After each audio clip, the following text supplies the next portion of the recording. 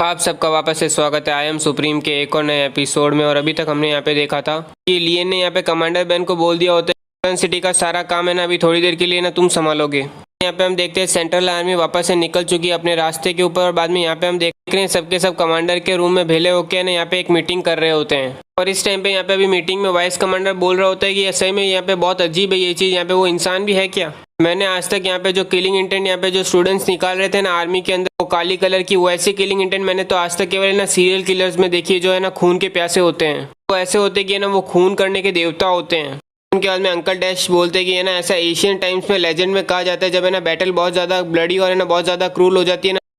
ना तो खून का देवता यहाँ पे ना प्रकट होता है। और लेजेंड में कहा जाता है वो खून का देवता है ना पूरी तरह से ना काला और है ना लाल कलर में है ना क्यूआई में कवर होता है कि ना तुम उसे सीधी आंखों से खुद देख नहीं सकते उसे सामने। यहाँ पे राइट हैंड कमांडर बोलता है कि कमांडर ऐसे सही में कोई है ना देवता होता है। बाद में यहाँ पे कमांडर जवाब देते हैं ये तो केवल ना काल्पनिक सोच है यहाँ पे कहा जाता है। और तुम्हें मालूम है ये बैटल फील्ड है ना जंग के मैदान में इस काली और लाल किलिंग इंटेंट का ना एक अलग नाम है, पुराना नाम है, उसका है ना रामायण कहते हैं। ये माना जाता है कि तुम्हारे पास इतनी पावर है कि ना तुम किसी को भी मार सकते हो। सुन के बाद में वाइस कमांडर यहाँ पे बोलता है रामायण। यहाँ पे अंकल बोलते हैं कि तुझे और मुझे हमें यहाँ पे कैसे पता फुल मार्शल आर्ट का एक्सटेंड यहाँ पे। वैसे भी ये किलिंग इंटेंट तो है ना एक फॉर्म ऑफ पावर है, एक ताकत है एक तरह से, तो इसका भी कोई एक्सपर्ट तो होना ही चाहिए, कोई मास्टर तो होना ही चाहिए इस फील्ड के अंदर जो इसकी जानकारी रखता हो। फिर यहाँ पे वाइस कमांडर बोलता है ऐसी कल्टीवेशन टेक्निक तो है ना काफ़ी रेयर होती है, तो यहाँ पे ये लियन को कैसे पता चली। और यहाँ पे तो इसने ना ये सीक्रेट टेक्निक है ना 2000 स्टूडेंट्स में भी अभी बांट दी है। और फिर यहाँ पे कमांडर जीव बोलते हैं मुझे पक्का यकीन है कि लियन के पीछे है ना कोई एक्सपर्ट है जो उसकी है ना पीछे से मदद कर रहा है।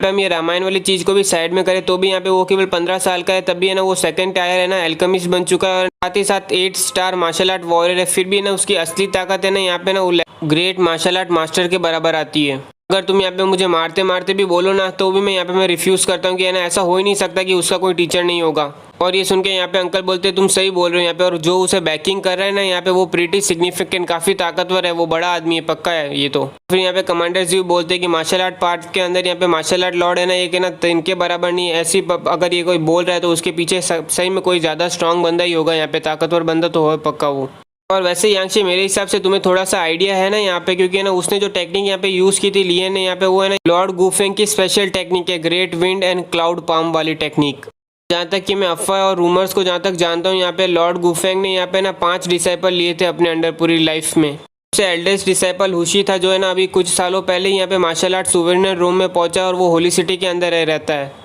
दूसरा डिसाइपल मुशेंग था जो यहाँ पे ना मोंग फैमिली से आता था डार्क आयरन सिटी के अंदर, पर उसकी जो न्यूज़ है ना खबर है ना डिकेड से आ नहीं रही है, पता नहीं उसकी कोई खबर नहीं है अभी तक। तीसरा डिसाइपल जूरिंग था जो है ना यहाँ पे कोई वाइफ हस्बैंड बन चुका है यहाँ पे कोई ग्रू फैमिली के अंदर है ना, वन ऑफ द ग्रेट है ना 3 ग्रेट एम्पायर्स के अंदर। चौथा डिसाइपल होलिंगशी और वो मेरे हिसाब से ना सिटी ऑफ मशीनरी में गया है, उसे ना मशीनरी किंग की पोजीशन पानी और वो किसी ग्रुप के साथ है, बट अभी तक उसको कोई एफर्ट नहीं मिला है, उसको अभी तक वो पोजीशन नहीं मिली है। उसका 5वां डिसाइपल यांगडी है यहाँ पे जिसे हम सब जानते हैं। यहाँ पे मैंने सुना है कि है ना वो 7 टायर है ना एम्पायर क्लास है ना रिफाइनर बन चुका है और है ना वो अगर पता सही है या नहीं वो मुझे नहीं पता, पर वो मेरे हिसाब से डीएटी ट्रांसफॉर्मेशन सी के अंदर गया है। सब सुन के बाद में यहाँ पे अंकल बोलते हैं ये सबके सब है ना बहुत बड़े नेम है और है ना ये सब पीपल के पास है ना ग्रेट इन्फ्लुएंस है, वो बड़े आदमी है सबके सब।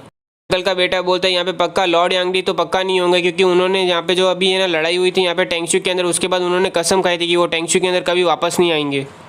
यहाँ पे हम देख रहे कमांडर जो मैप को देख रहे होते हैं और वो बोल रहे होते हैं ये 3rd डिसाइपल तो पक्का नहीं हो सकता, क्योंकि है ना उससे ना कोई है ना छुप के काम करना बिल्कुल पसंद नहीं है, मैंने सुना है। यहाँ पे वाइस कमांडर बोलते हैं वो 4th वाला डिसाइबल भी नहीं होगा, वो तो वैसे भी मर्सनरी बनना चाहता है, तो वो बिल्कुल यहाँ पे ना इस छोटी से ना टेंगशू कंट्री में बिल्कुल आना पसंद नहीं करेगा। यहाँ पे कमांडर बोलते हैं 2nd वाला है क्या है ना वो डार्क वर्ल्ड सिटी के अंदर, पर वो काफ़ी दूर है यहाँ पे, जब तक वो है ना यहाँ पे ना सोवेनियन रोम में नहीं पहुँच जाता, जिसके कारण वो स्पेस को शटर करके इतनी आसानी से इतनी बड़ी दूरी को पार करके यहाँ पे आ सके, तब वरना तो पॉसिबल ही नहीं है। इतना सोचने के बाद कमांडर यहाँ पे बोलते हैं इसका मतलब ये 1st डिसाइपल है यहाँ पे जो सुवेनियर रोम का मास्टर है। सुवेनियर रोम यानी कि इनके लिए वो हाईएस्ट रोम होता है, सुवेनियर रोम पे ही आज तक है ना लोग पहुंचे यहाँ पे, इसीलिए बाद में यहाँ पे ये बोलते हैं कि मतलब सुवेनियर रोम का मास्टर यहाँ पे लियन को बैकिंग कर रहा है। यहाँ पे हम देखते हैं कमांडर जी बोलते हैं टीचर यांगशी तुम क्या सोचते हो यहाँ पे हम सब में से यहाँ पे ना सबसे ज़्यादा तुम ही हो जो है ना गुफेंग के बारे में सबसे ज़्यादा जानती हो। यहाँ पे अंकल भी पूछते हैं कमांडर यांगशी तुम क्या यहाँ पे सोचते हो कि सबसे ज़्यादा पॉसिबिलिटी क्या हो सकती है यहाँ पे। फिर यहाँ पे टीचर यांगशी बोलते हैं ऐसा ज़रूरी थोड़ा ना कि उन 5 में से यहाँ पे ना कोई होना चाहिए। यहाँ पे वाइस कमांडर बोलते हैं कि मतलब उन 5 के डिसाइपल को छोड़ के भी यहाँ पे कोई जानता है यहाँ पे ग्रेट विंड और है ना क्लाउड पाम टेक्निक।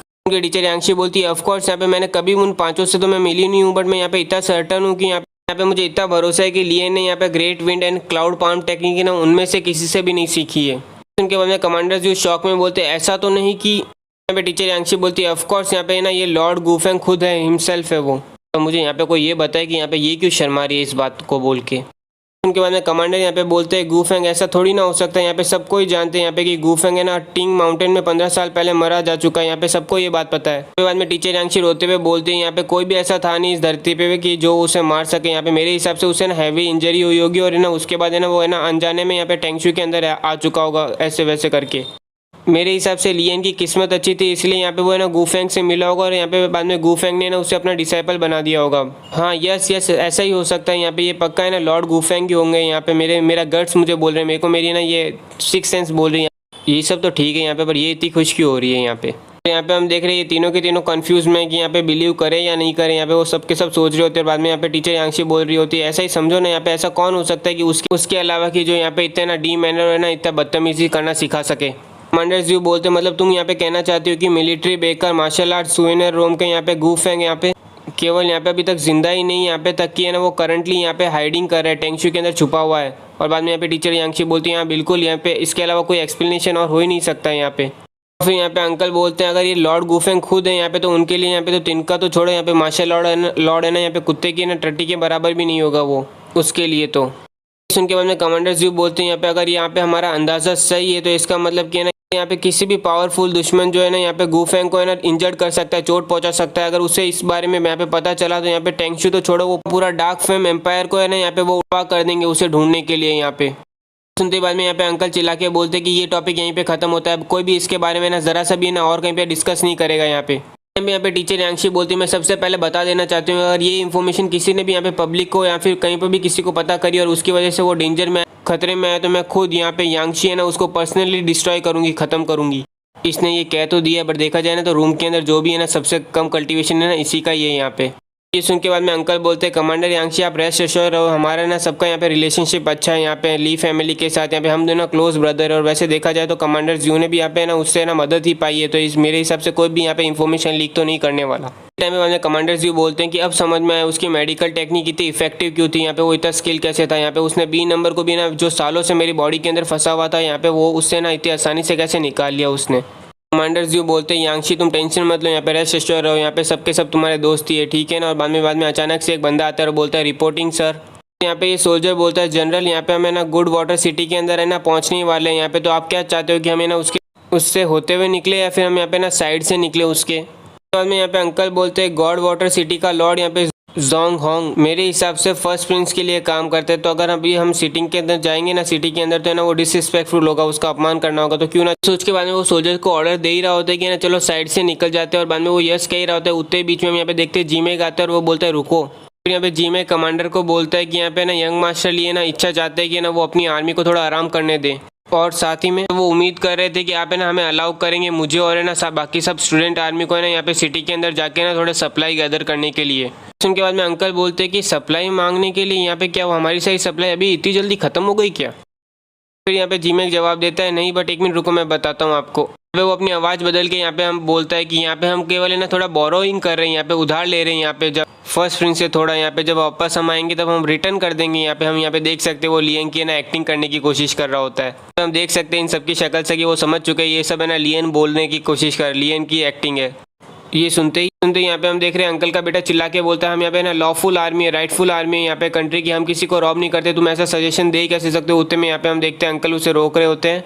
और फिर अंकल यहाँ पे बोलते हैं वैसे थ्रोन की फाइट चल रही है यहाँ पे, अगर हम ये चीज़ करते हैं यहाँ पे तो हमें ना अपोनेंट दुश्मन के है ना यहाँ पे ना काफ़ी हैवी ब्लो करेंगे और उसी के साथ साथ हमें थोड़ा फ़ायदा भी हो जाएगा। यहाँ पे तुम्हारे पास है ना एक मोमबत्ती जलने जितना टाइम है ठीक है ना। टेक्निकली वो हाँ बोल रहे और बोल रहे कि तुम्हारे पास है ना 10 मिनट से भी कम का समय होगा ठीक है। उनके बाद में जीमेक हंसते हुए बोलता है हमें ना उससे पहले ही ना ख़त्म हो जाएगा हमारा काम। और फिर यहाँ पे जीमेक जा चुका होता है, यहाँ पे ना अंकल का बेटा मनी मन सोच रहा होता है कि यहाँ पे ना जनरल कुछ ज़्यादा ही है ना लियू को अच्छा ट्रीट कर रहे हैं, मतलब बहुत ज़्यादा छूट दे रहे हैं। अगर है ना यही चीज़ पास्ट में होती ना तो यहाँ पे कोई हिम्मत भी नहीं करता कि ना इस तरह से ना कानून या फिर लॉ को ब्रेक करने की। फिर यहाँ पे हम गुड वाटर सिटी देखते हैं जिसके अंदर सिटी लॉर्ड की यहाँ पे ना 27 शादी हो रही होती है, मतलब कि 27 है ना बीवी लेके आ रहा होता है यहाँ पे 20 की वजह से यहाँ पे बहुत से गेस्ट आए हुए रहते हैं और साथ में महंगे महंगे गिफ्ट लेके आ रखे होते हैं और सब खुश हो रहे होते हैं यहाँ पे।